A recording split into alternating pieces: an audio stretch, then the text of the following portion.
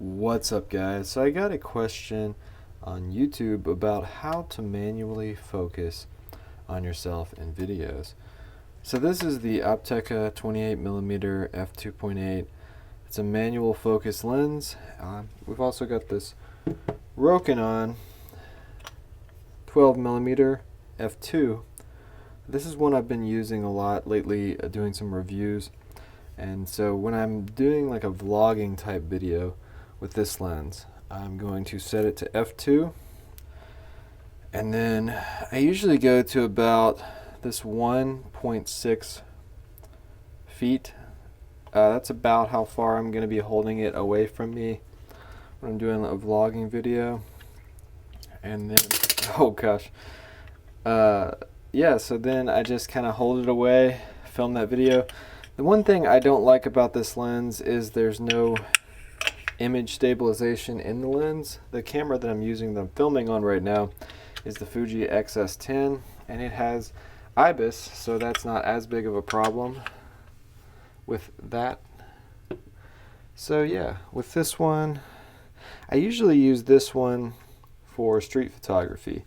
This Opteka lens with this tiny little Fuji camera. This is the XA10. So with this camera, I usually set it right between 2 and infinity as far as the feet on here, and then I just stop it down to about f8, so everything's basically in focus.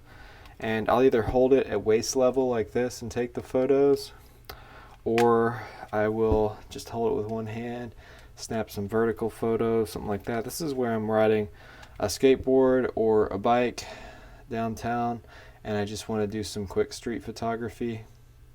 I will use this setup. So yeah, we've got some FD lenses over here, 135 f2. I don't remember, I think this is f4.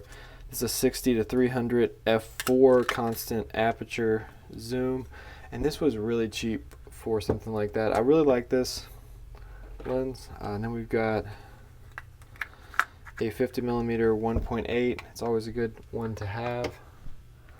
This is one of my favorite lenses for Canon. It's the Sigma 85mm. I think it's a 1.4.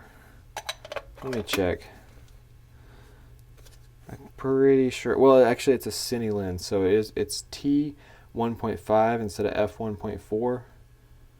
So that's basically the same thing. It's just a Cine lens. Then we've got another manual focus lens right here. This is the Midicon 35mm f.95. This is a great one for portraits, and this is an easy one for manual focus. If you have a camera that's more modern, you're going to have focus peaking in it, like this Fuji camera, the XS10 we're filming on right now. And that's a good one to get a nice blurry background, a nice cinematic image. Older camera like this, you're not going to have focus peaking, so it's going to be a little bit harder. But if you kind of look at the feet and look at this screen and just kind of figure it out, yeah, it's going to work. The one thing I hate about this camera is there's no viewfinder. So if you're doing street photography, you have to use this screen. That's why I use it for stuff where I'm not even going to be looking at the viewfinder, where I'm just doing street photography and just holding it low and clicking it and go. So yeah, that's what I use this for. It's great because you can fit it in your pocket. I actually ordered a few lenses lately. I ordered the small 15 to 45 Fuji kit lens, and I'm excited for that to come in. I might put that on here, you know, maybe do some vlogging tests with that lens as well. So yeah, that's how you manually focus. You just set it to the distance you're going to be away from the person or object, and yeah, set it on a tripod or something. With something like this, this is what I suggested for that one guy that asked me a question about it. I suggested he just put this on a tripod like he does with his normal lens, set it to however many feet, maybe 3 feet or a little bit more than 3 feet away, and yeah, set it and stand in front of it and talk. I like manual focus lenses on Fuji because Fuji's autofocus is not the best, and sometimes it loses me. Let's test it out really quick.